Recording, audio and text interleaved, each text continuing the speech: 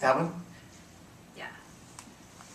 Can you explain to me the state equalization tax and why it increased, and any part that any decision we make may have on that portion of the tax, and or the, it's not on this one. Oh, the general county fund tax. The state equalization tax is part of what is being assessed by the state now. It was a tax that was deferred for about 3 years during Napolitano's term as governor, and then was reinstituted just at the end of her term as governor, and it started out at about 25 cents instead of the 80 cents that it's at now.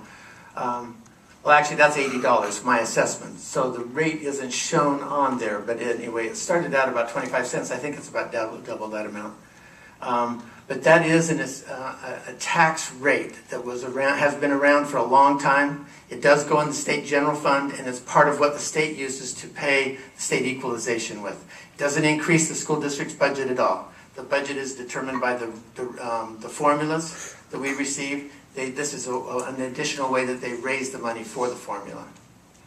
Right, Okay. so a portion of what Gilbert residents are paying goes to the equalization tax that then goes to other school districts that may not have the property tax. Well, you can kind of look at it the way it goes into the state general fund, but we receive, our local property tax only brings in about 40% of the total cost of the district operating budget. The qualifying tax rate does.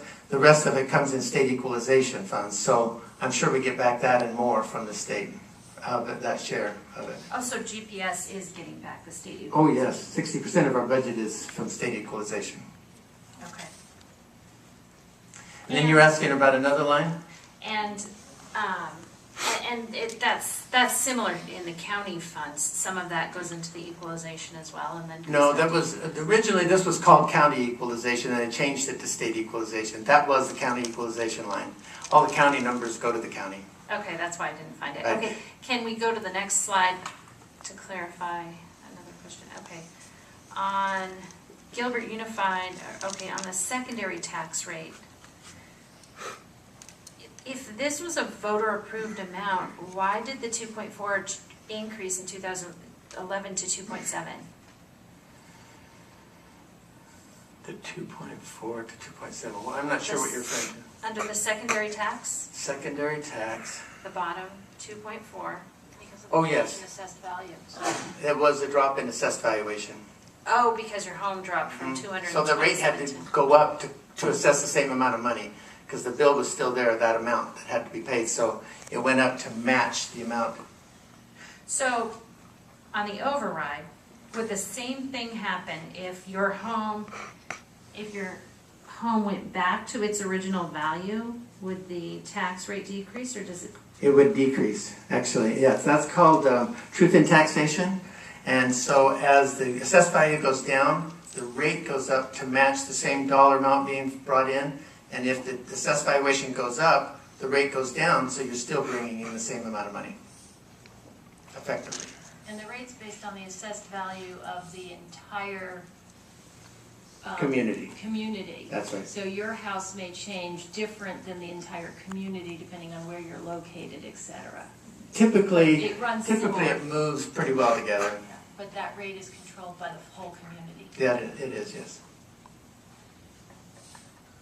One on this page, so you went through it, the 282 is broken out, 180 of that is The M&O. the M&O override, and the other 102 is the 1.8 and the 8 million capital. 8.2 million, that's correct. So it's a total of 10 million that's raised in capital. The 8.2, most of that is for the technology override that keeps our technology for students on a recycle basis of approximately 5 years, every 5 years. When is that up for renewal? That one has that one goes on for 2 more years after this other one drops off. So the 1.8 will drop off. After 1 more year. After 1 more year. That's correct. It was to fund furniture, fixtures, and equipment for the new schools, Campo Verde High School and Highland Park Elementary and Quartz Hill Elementary. And it was intended to be used for equipment, furniture, fixtures, and equipment for some of the remodels that were done a number of years ago. And those were set up in lease purchase payments, and so that's paid off over time, and those will go away at the same time the tax goes away.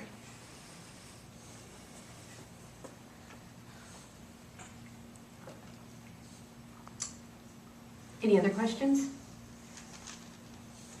Okay, we will move on.